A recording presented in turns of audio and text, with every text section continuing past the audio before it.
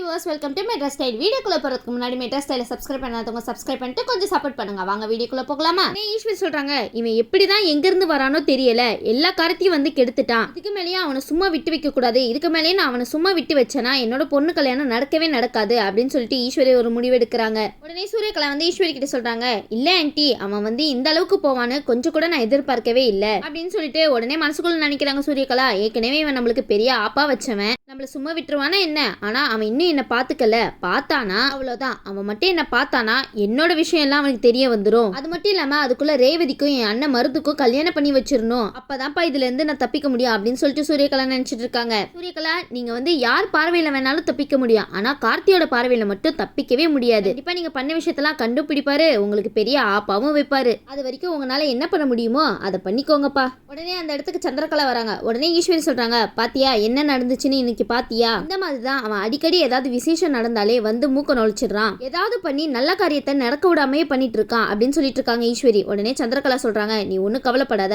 நான் பாத்துக்கிறேன் அப்படின்னு சொல்லிட்டு இருக்காங்க. ஆமாப்பா, பெரிய வில்லி வந்துட்டாங்க. ஆனா இவங்க எங்க தான் போனாங்கன்னு தெரியல. ஈஸ்வரி கிட்ட கேட்டா அவங்க கோயிலுக்கு போனாங்க தான் சொன்னாங்க. ஆனா அவங்க கோயிலுக்கா போனாங்களே இன்னும் தெரியல. இவங்க எங்க போனாங்க மட்டும் உண்மை தெரிய வந்துச்சுன்னா அப்பயும் செம்ம சூப்பரா இருக்க போகுது. கூடி சீக்கிரம் அதையும் கார்த்தி கண்டுதான் பிடிப்பாரு பாருங்களேன். அடுத்ததா பார்த்தா ரேவதி வீட்டுக்கு போயிட்டு இருக்காங்க. அப்போன்னு பார்த்து கார்த்தி வந்து ரேவதியை பார்த்துட்டு கார்த்தி சொல்றாங்க, ரேவதி வாங்க, உங்களை நானே டிராப் பண்றேன் அப்படின்னு சொல்லிட்டு இருக்கும்போது அதுக்கு ரேவதி சொல்றாங்க, இல்ல பரவாயில்ல சார், நானே போய்க்கிறேன் அப்படின்னு சொல்லிட்டு இருக்காங்க. ரேவதி, இப்ப பாரு இப்படியே சொல்றீங்க, போங்க, அதான் கூப்பிடுறாங்கல்ல, உங்களுக்கு பிடிச்சவங்க தானே கூப்பிடுறாங்க, போங்க, ஏன் தயங்குறீங்க? உடனே ரேவதி சொல்றாங்க, உங்களுக்கு எதுக்கு சார் சிரமம், நானே வந்து ஆட்டோ புக் பண்ணி போய்க்கிறேன் அப்படின்னு சொல்லிட்டு இருக்கும்போது அதுக்கு வந்து கார்த்தி சொல்றாரு, இதுல என்ன சிரமம், வாங்க ரேவதி, நானே உங்களை கார்ல போயிட்டு வீட்டுல விட்டுறேன் அப்படின்னு சொல்லிட்டு இருக்காரு கார்த்தி. போங்க ரேவதி போங்க. உடனே வந்து ரேவதியும் சரி சார் நான் வரேன் அப்படின்னு சொல்லிட்டு கார்ல ஏறி 2 பேரும் கிளம்பி போயிட்டு இருக்காங்க.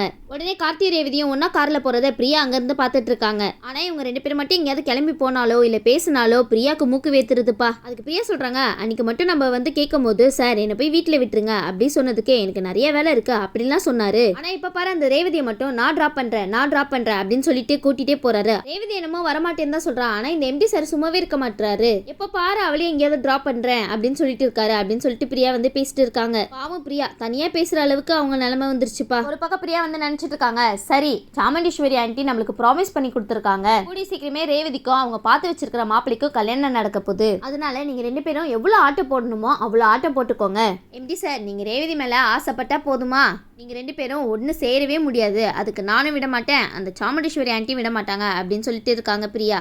நீங்க நினைக்கிறது ரொம்பவே தப்பு. நீங்க 2 பேரும் தான் சேர மாட்டீங்க, அவங்க 2 பேரும் கண்டிப்பா சேருவாங்க. பிரியா சொல்லிட்டு இருக்காங்க, கண்டிப்பா சாமுண்டீஸ்வரி ஆண்டி உங்க 2 பேரையும் சேர விட மாட்டாங்க அப்படின்னு சொல்லிட்டு இருக்காங்க பிரியா. பாவம் அவங்களுக்கு அவங்களே சமாதானம் பண்ணிட்டு இருக்காங்க போல மனசை. சரின்னு சொல்லிட்டு இந்த பக்கம் கார்த்தி ரேவதியும் கார்ல போயிட்டு இருக்கும் போது கார்த்திகையை பார்த்துட்டு ரொம்பவே ஷாக் ஆயிட்டாங்க. நம்ம வந்து கல்யாணத்துல கார்த்திகையில போட்ட மோதிரம் எப்படி என்னோட எம்டி சார் கையில வந்துச்சு அப்படின்னு சொல்லிட்டு யோசிச்சுட்டு இருக்காங்க. ரேவதி, நீங்க ஒன்னும் அவங்க கையில போடல, உண்மையான கார்த்திகையில தான் போட்டிருக்கீங்க மோதிரத்தை. உடனே ரேவதி நினைக்கிறாங்க, இந்த ரிங் வந்து அம்மா வந்து எங்களுக்காக வாங்கிட்டு வந்த ரிங் ஆச்சே, அப்பனா இந்த மோதிரத்தை வந்து நான் வந்து கார்த்திகையில போடலையா? அப்ப நான் சந்தேகப்பட்டது கரெக்டா போச்சு. அப்பனா என் வரல மோதிரம் போட்டது எம்டி சார் தானா? அது மட்டும் இல்லாம நான் மோதிரம் போட்டதும் எம்டி சாருக்கு தானா அப்படின்னு சொல்லிட்டு ரேவதி ரொம்ப குழப்பத்துல இருக்காங்க. ரேவதி குழம்பாதீங்க, ஆமா அதுதான் நடந்துச்சு. உடனே ரேவதி நினைக்கிறாங்க, பேசாம நம்ம அவர்கிட்டே போய் கேட்டுடலாமா அப்படின்னு சொல்லிட்டு, இல்ல வேணாம், அவர்கிட்ட எல்லாம் கேட்க வேணாம் அப்படின்னு சொல்லிட்டு அவங்களே நினைச்சிட்டு இருக்காங்க. ரேவதி, ஏதாவது ஒரு முடிவெடுங்க, கேட்க போறீங்களா இல்லையா?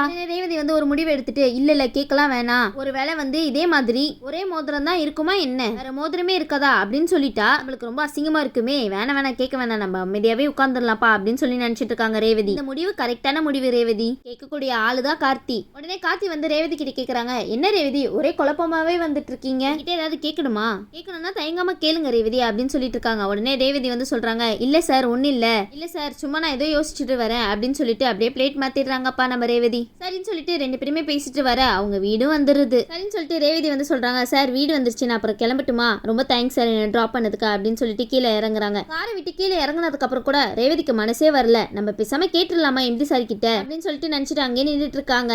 கேளுங்க ரேவதி, உங்களோட எம்டி சார் தானே, கண்டிப்பா ஏதாவது பதில் சொல்லுவாரு. உடனே இதை பார்த்த கார்த்தி வந்து, என்ன ரேவதி ஏதாவது என்கிட்ட கேட்கணுமா அப்படின்னு சொல்லி கேட்டுட்டு இருக்கும் போது, எதுவா இருந்தாலும் தயங்காம கேளுங்க அப்படின்னு சொல்லிட்டு கார்த்தி கேட்டுட்டு இருக்காரு. உடனே ரேவதி சொல்றாங்க, நான் வந்து கேட்கணும் அப்படின்றது உங்களுக்கு எப்படி சார் தோணுது? நான் என்ன சொன்னாலும் இல்லைன்னா என்ன நினைச்சாலும் நீங்க அதை கண்டுபிடிச்சிருங்களே சார். அது மட்டும் இல்லாம எனக்கு எந்த விஷயம் பிடிக்குது எந்த விஷயம் பிடிக்கலன்றதும் கரெக்டா கண்டுபிடிக்கிறீங்களே சார், அது எப்படி அப்படின்னு சொல்லி கேட்டுட்டு இருக்காங்க. ஏன்னா ரேவதி அவங்க இத்தனை வருஷமா அவங்க கூட வாழ்ந்துட்டு இருந்திருக்காங்க, உங்களை பத்தி அவங்களுக்கு தெரியாதா என்ன?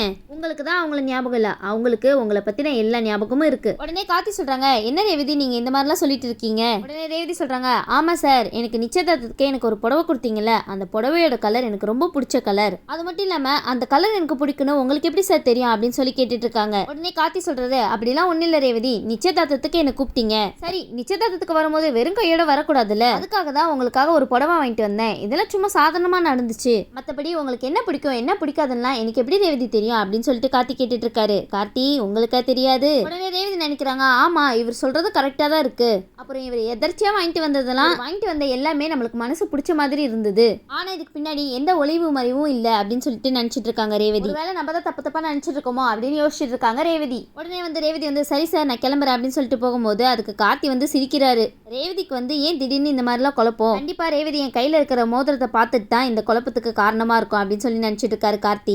ரேவதி என் கையில இருக்கிற மோதிரத்தை பத்தி தான் கேட்க வராங்க, ஆனா ஏதாவது கேட்டா நம்மள தப்பா நினைச்சிருவாங்களோ அப்படின்னு சொல்லி நினைச்சிட்டு இருக்காங்க அப்படின்னு சொல்றாரு கார்த்தி. உடனே கார்த்தி சொல்றாரு, என்ன ரேவதி நீ நினைக்கிறது கூட எனக்கு புரியாத என்ன அப்படின்னு சொல்லி நினைச்சிட்டு இருக்காரு கார்த்தி. இது பேர் தான் உண்மையான காதல். உடனே ஈஸ்வரி ரேவதியை பார்த்துட்டு, ரேவதி ஆபீஸ்ல இருந்து வந்துட்டியாமா அப்படின்னு சொல்லி கேட்டுட்டு இருக்காங்க. உடனே ரேவதி ஆமாமா ஆபீஸ்ல இருந்து வந்துட்டேன் அப்படின்னு சொல்றாங்க. உடனே ஈஸ்வரி கேட்கறாங்க, சீக்கிரமா வந்துட்டேன் அப்படின்னு சொல்லி கேட்டுட்டு இருக்கும்போது உடனே ரேவதி சொல்றாங்க, இல்லம்மா எம்டி சார் தான் என்ன கார்ல விட்டுட்டு போனாங்க, அதனால தான் நான் சீக்கிரமா வீட்டுக்கு வந்துட்டேன் அப்படின்னு சொல்லிட்டு இருக்காங்க ரேவதி. போச்சு ரேவதி, போய் எம்டி சார் வீட்டுல விட்டுட்டு போனார்னா சொன்னீங்க, இனி என்ன ஆட்டம் ஆட போறாங்கன்னு தெரியல ஈஸ்வரி. இதை கேட்ட ஈஸ்வரிக்கு மட்டும் ஷாக்கிங் கிடையாது, இதை கேட்ட மருது, சூரியகலா, சந்திரகலா எல்லாருக்குமே ஷாக்கிங் தான். எல்லாருமே ரேவதி சொன்னதை கேட்டு எரிச்சப்பட்டு இருக்காங்க.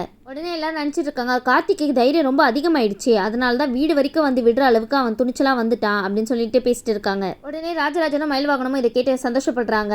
இந்த மாதிரி கேட்டு அந்த குடும்பத்துல சந்தோஷப்படுற ஒரே ஒரு ஆளுங்க மருது, ராஜராஜன் இவங்க மட்டும்தான். உடனே ராஜராஜன் கேக்குறாங்க, என்னம்மா சொல்ற, எம்டி சாரே உன்னை வீட்டுல விட்டாரா அப்படின்னு சொல்லி கேட்டுட்டு இருக்காங்க ராஜராஜன். ராஜராஜன் இதை ஈஸ்வரியும் மத்தவங்களையும் வெறுப்பேத்துற மாதிரில இருக்கு. உடனே ரேவதி சொல்றாங்க, ஆமாப்பா நான் எவ்வளவோ வேணான்னு சொன்னேன், ஆனா அவர் தான் கேட்கவே இல்லை, நான் உன்னை வீட்டுல விட்டுட்டே போறேன் வா அப்படின்னு சொல்லிட்டு கூட்டிட்டு வந்தாருப்பா அப்படின்னு சொல்லிட்டு இருக்காங்க ரேவதி. உடனே ரேவதி சொல்றாங்க, அவர் ரொம்ப நல்லவருப்பா அப்படின்னு சொல்லிட்டு இருக்கும்போது உடனே ராஜராஜனும் மருந்து சொல்லிட்டு இருக்காங்க, அதான் எங்களுக்கு தெரியுமே அப்படின்னு சொல்றாங்க. உடனே ரேவதி என்னப்பா சொல்றீங்க அப்படின்னு சொல்லி கேட்டு இருக்கும்போது அதுக்கு ராஜராஜன் சொல்றாங்க, அதெல்லாம் ஒண்ணு இல்லம்மா, உன்னோட எம்டி சார் கூட நாங்களும் பழகிருக்கோம்லம்மா, அதை வச்சுதான் சொல்றேன் அப்படின்னு சொல்லிட்டு இருக்காரு ராஜராஜன். அவர் ரொம்ப நல்லவருமா அப்படின்னு சொல்லிட்டு இருக்காங்க ராஜராஜன். அதுக்கு ரேவதி சொல்றாங்க, ஆமாப்பா அவர் ரொம்பவே நல்லவரு, ஆரம்பத்துல நான் அவரை கொஞ்சம் மோசமானவர் நினைச்சேன், ஆனா அவர் அந்த மாதிரி கிடையவே கிடையாதுப்பா, அவர் ரொம்ப ரொம்ப நல்லவருப்பா அப்படின்னு சொல்லிட்டு இருக்காங்க ரேவதி. ரேவதி இதெல்லாம் உங்க குடும்பத்துக்கு முன்னாடியே சொல்றீங்க, பாவம் அவங்களுக்கு எரியுமே வயிறலாம். அது மட்டும் இல்லாம ரேவதி சொல்றாங்க, என் மனசுக்கு பிடிச்ச மாதிரி எல்லாத்தையும் செய்யறாருப்பா, அது எனக்கு ரொம்பவே பிடிச்சிருக்குப்பா அப்படின்னு சொல்லிட்டு இருக்கும்போது ராமேஸ்வரி சரி சரி உங்க எம்டியோட புராணம் போதும் நிறுத்துங்க அப்படின்னு சொல்லிட்டு அங்க உள்ளவங்க எல்லார்கிட்டயும் சொல்லிட்டு இருக்காங்க ஈஸ்வரி. உடனே ரேவதி கேக்குறாங்க,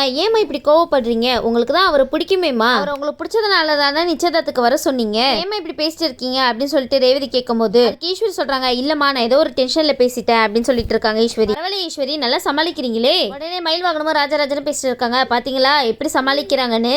மயில்வாகனம் சொல்றாங்க, இவங்களுக்கு சமாளிக்க தெரியாது, அதுலதான் பெரிய கில்லாடியாச்சு அப்படின்னு சொல்லிட்டு இருக்காங்க. ஈஸ்வரி சொல்றாங்க, சரி ரேவதி நீ போய் தூங்க, நாளைக்கு நம்ம எல்லாருமே கோவிலுக்கு போகணும் அப்படின்னு சொல்லிட்டு இருக்கும்போது அதுக்கு ரேவதி கேட்கறாங்க, ஏமா திடீர்னு கோவிலுக்கு அப்படின்னு சொல்லி கேட்டுட்டு இருக்கும்போது உடனே ராஜராஜனும் மயில்வாகனமே பேசிட்டு இருக்காங்க, மாப்பிள்ள நாளைக்கு எங்கேயோ கோயிலுக்கு அழைச்சிட்டு போறாங்களா, கண்டிப்பா இதுலயும் ஏதோ திட்டம் இருக்கும் போலயே அப்படின்னு சொல்லி நினைச்சிட்டு இருக்காங்க. உடனே ராஜராஜன் சொல்றாங்க, சரி வெயிட் பண்ணி பார்க்கலாம் என்ன சொல்றானு அப்படின்னு சொல்லிட்டு இருக்காங்க. உடனே ரேவதி கேட்கறாங்க, அதான் நாளைக்கு எந்த ஃபங்க்ஷனுமே இல்லையேமா, அப்ப எதுக்கு நம்ம கோயிலுக்கு போகணும் அப்படின்னு சொல்லி கேட்டு இருக்கும்போது உடனே ஈஸ்வரி சொல்றாங்க, இல்லம்மா உன் கல்யாணத்துக்கு முன்னாடி உங்க 2 பேருக்கும் பரிகார பூஜை பண்ண வேண்டியதா இருக்கு, அதனால தான் நம்ம நாளைக்கு கோயிலுக்கு போகணும் அப்படின்னு சொல்லிட்டு இருக்கேன், நாளைக்கு நீ ஆஃப் டே லீவ் போட்டுரு ஆஃபீஸ்க்கு அப்படின்னு சொல்லிட்டு இருக்காங்க ஈஸ்வரி. உடனே ரேவதி கேட்கறாங்க, இந்த கல்யாண பேச்சை எடுத்ததுல இருந்து ஏதாவது ஃபங்க்ஷன் சொல்லிட்டே இருக்கீங்களேம்மா, நான் ஆஃபீஸ்ல எவ்வளவுதான் லீவ் கேட்கறது, ஆஃபீஸ்ல ஏதாவது சொல்ல போறாங்கம்மா அப்படின்னு சொல்லிட்டு இருக்காங்க ரேவதி. அதுக்கு ஈஸ்வரி சொல்றாங்க, அதெல்லாம் ஒன்றும் சொல்ல மாட்டாங்க அப்படின்னு சொல்லிட்டு இருக்காங்க. உடனே ரேவதி சொல்றாங்க, இல்லம்மா எனக்கு எந்த பரிகாரமும் வேணாம், என்னால ஆஃபீஸ்க்கு அடிக்கடிலாம் லீவ் போட முடியாது, அப்புறம் ஆஃபீஸ்ல இருந்து என்ன தூக்கிடுவாங்கம்மா அப்படின்னு சொல்லிட்டு இருக்காங்க. உடனே ஈஸ்வரி சொல்றாங்க, இல்ல இந்த பரிகார பூஜையை பண்ணியே ஆகணும் அப்படின்னு சொல்லிட்டு ஸ்ட்ரிக்ட்டா சொல்லிடுறாங்க ரேவதி கிட்ட. ரேவதி இதுக்கப்புறம் நீங்க என்ன பண்ண போறீங்க?